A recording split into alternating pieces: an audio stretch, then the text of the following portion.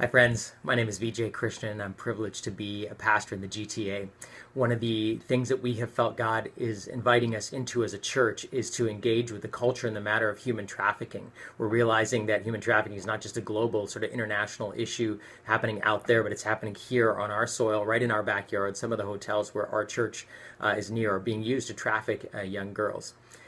What's been interesting for us is we've gotten into the issue with educators and with police forces and vice squads and things like that, is realizing the connections between human trafficking and pornography. One person has called pornography the public health crisis of the digital age, and this is true. It is sweeping our world by storm and sweeping the next generation.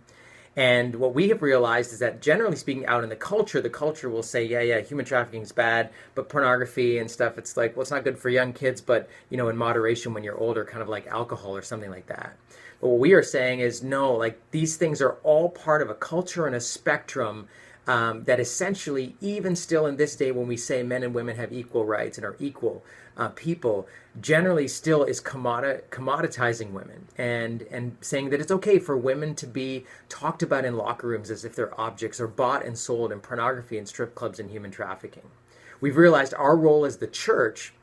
is not just to raise a new generation of kids who won't look at pornography. And as a father of 3 boys, I've changed my goal with this, is not just trying to make sure they cover their eyes and don't see anything bad and hopefully get through